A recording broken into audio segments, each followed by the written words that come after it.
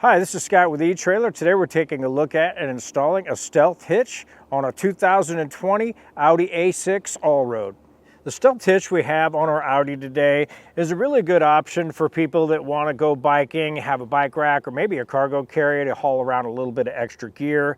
Now, just right off the bat, this one is not set up for towing. This is pretty much just basically set up for your accessories.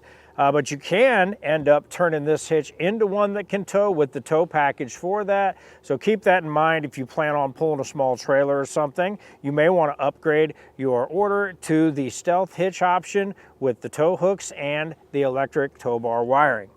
One of the things I really like about this hitch is the ability to remove the receiver. That way when you're done hauling your bike rack around or your cargo carrier, you have the ability to take this off of here and you can put it away until you need it again.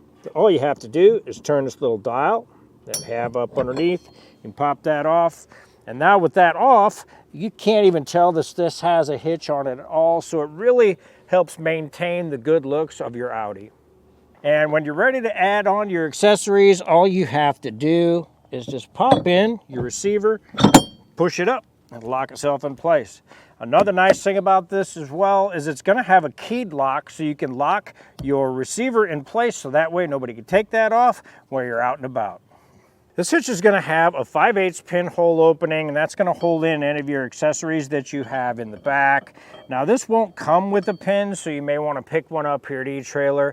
Another thing is a lot of your bike racks nowadays will have a locking pin that will also be an anti-rattle feature. So keep in mind, a lot of your accessories on the market now already have a pin with them. As far as measurements go, usually we'll take a measurement of the pinhole out to the edge of the bumper, but with this setup, it sticks out far enough past your bumper where your clearance issues, like folding up your bike rack or your cargo carrier, you're not going to have any problems with that, just the way this is designed. Now, as far as your measurement from the top of the receiver inside to the ground, that measurement we're looking at right about 12.5 inches. And with that measurement, you'll be able to decide if you need to have any rise of the shank of, say, your cargo carriers or your bike racks for clearance. This hitch is going to have a tongue weight rating of 350 pounds. That's going to be the weight of your bike rack with your bikes all loaded down on it, or your cargo carrier loaded down with all of your gear. Now this hitch is going to be a 2-inch hitch, so it's going to accept most of your popular accessories that are on the market today. So you don't have to worry about having any kind of adapter or anything like that unless your bike rack already comes with one. So if you have any questions or comments about this hitch for your Audi, feel free to get a hold of us here at eTrailer. One of our experts would love to help you out. If you already have this hitch or you plan on getting it and you have any questions or comments, feel free to leave any comments down below, and you can even show us some pictures of how you're using yours with your Audi. As far as the installation goes, you will be having to remove the fascia. It can be a little tricky and time consuming. So if it's something you don't have time to do yourself, or you just don't have the tools or the space to do it, you can always take a look at our dealer locator and get something done for you locally. If it's something you feel like tackling yourself, stick around, watch our video, and we'll help you get it installed. Starter installation, I'm going to take a plastic trim tool, and right inside of our hatch, we're going to have this plastic cover that goes over our brake light, just kind of a trim piece. We're just going to get that out of the way. Now behind here, we're going to have 2 T25 Torx we're going to need to remove. Now we'll just take those screws out and set those aside.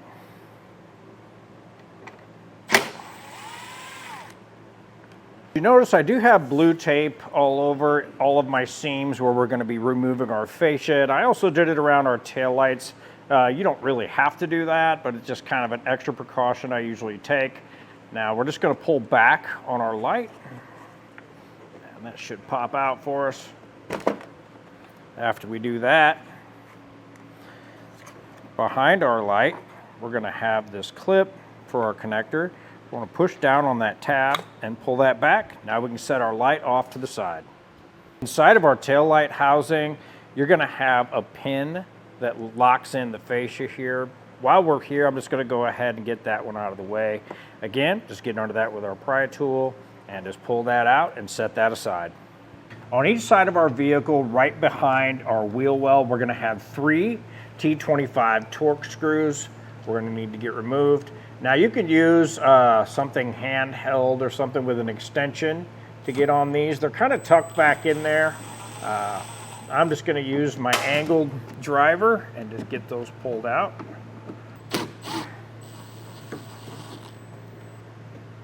Now behind our fender well trim here, we're going to have a T25 that's right up under here, and it's going to be right kind of close to the seam of our lower fascia and our upper fender. Just going to use my angled bit and get up in there and get that one removed.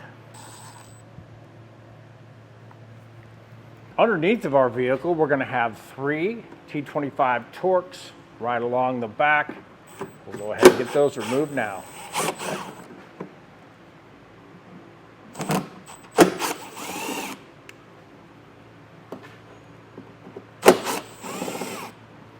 Back in behind our fender well, we're going to have this plastic piece that runs up, and there's going to be little tabs we need to release on there. I'll see if I can get some better light on it. Maybe we can see that.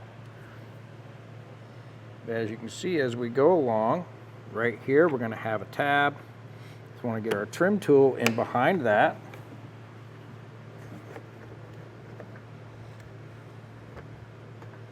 And get those to pop back, and we'll just work our way up.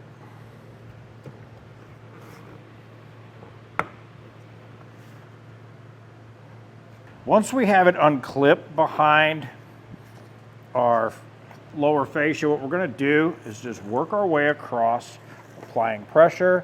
We're going to work from the side over and up, and work our panel back.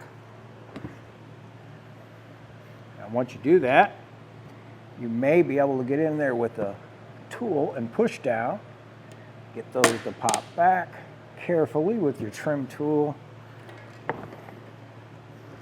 These can fight you a little bit, but once they start, they usually get a little bit easier, and we'll just work our way up towards the back. Here towards the back. Again, I'm going to use a trim tool. Just kind of pop that loose around the corner. Now with an extra set of hands, we're just going to pop off our fascia, working across.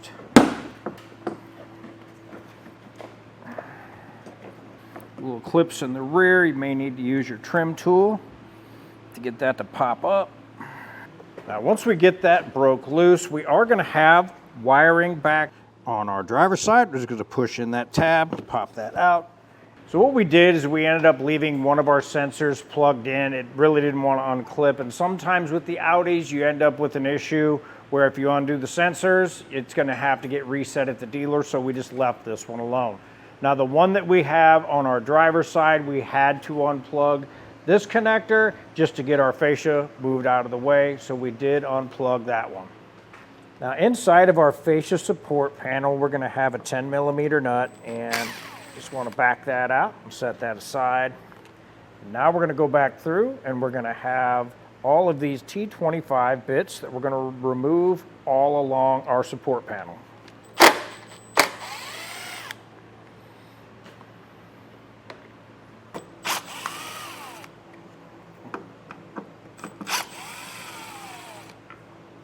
Now that we have our screws out, we'll just get our fascia supports moved out of the way. Now this one is just going to clip on. We'll just remove our clip for our wiring for now.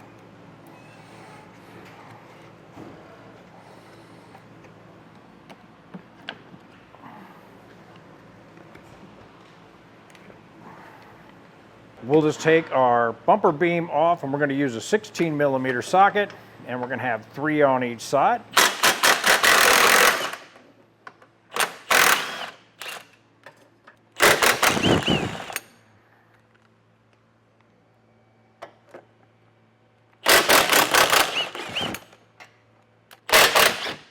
After we have all of our exterior hardware removed, you can see right here, and on the back side of that, on the inside of a vehicle, we're going to have another nut on the inside we're going to need to remove before we can remove our bumper beam.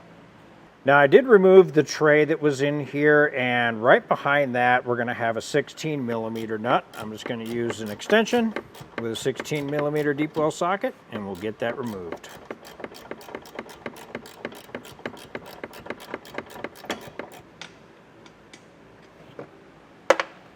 With that nut removed, we'll just pull our bumper beam off and set it out of the way.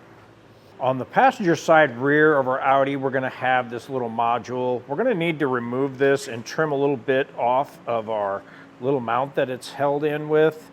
So what I'm going to do is take an 11mm socket and just back out this plastic nut. And we're going to just pull this back and then slide that over. Now keep in mind, you don't want to unplug this. You want to make sure we leave that plugged in. All we're going to do is pop out the module and leave it plugged in. Now we can go ahead and trim our mount. We have our bracket marked where we're going to trim it. We're just going to make a diagonal cut across, right across here. We went by the measurements and the diagram in our instructions. Now we'll just make our cut.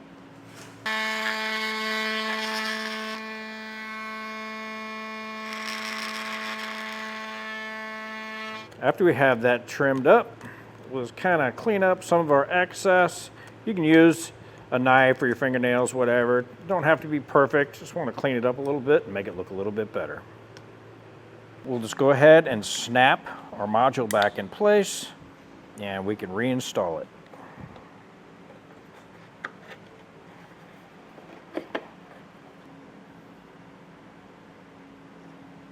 Now in our instructions, it doesn't tell us to do this, but something I like to do, it'll keep dust and debris out of our frame channels. I'll just take a little bit of silicone sealant and just go around this just to seal it up. And I'll do this on both sides, go around both of our holes.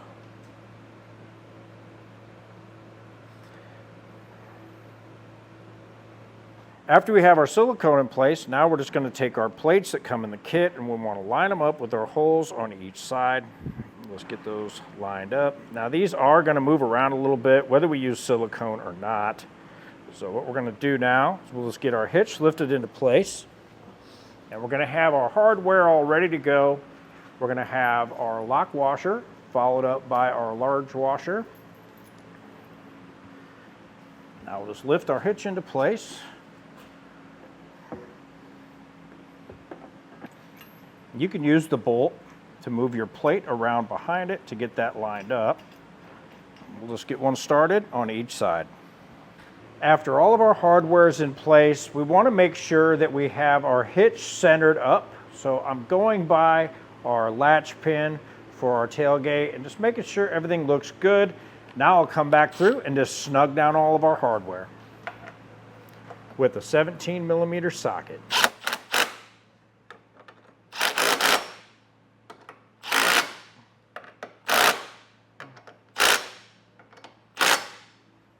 After all of our hardware is snugged down, we'll come back through and torque down our hardware to the specifications listed in our instruction manual.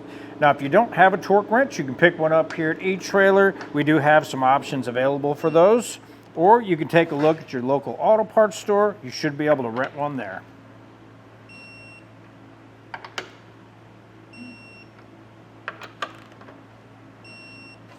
We went ahead and got our mount latch block put in place, and we got our hardware on.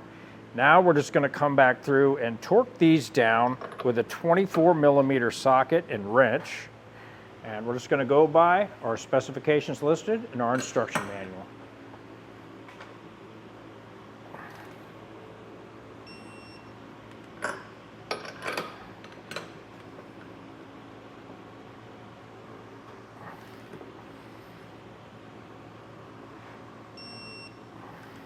On the back of our Audi, we're going to have this aluminum heat shield. We're going to need to get this cut out to give us a little bit of clearance. So we just went by our measurements, and now I'm going to come back with a cutoff wheel, and I'll get this cut out, and that'll give us a little bit of room.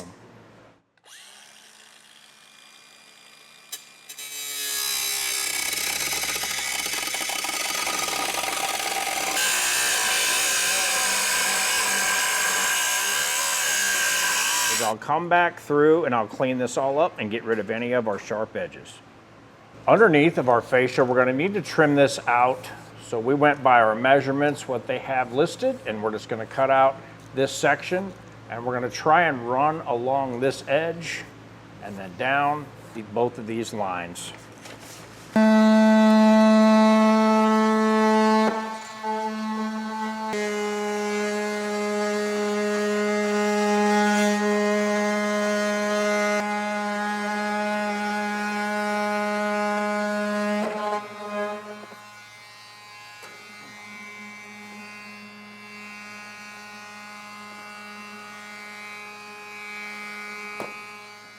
We'll come back through with a file and just clean up any rough edges. Kind of make it look a little bit better.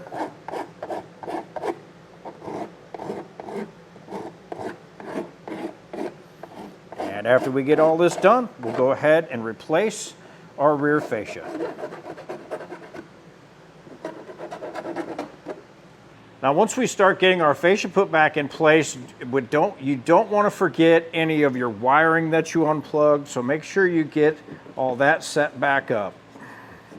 And that was a look at a Stealth Hitch on a 2020 Audi A6 Allroad. I'm Scott with eTrailer, and thanks for watching.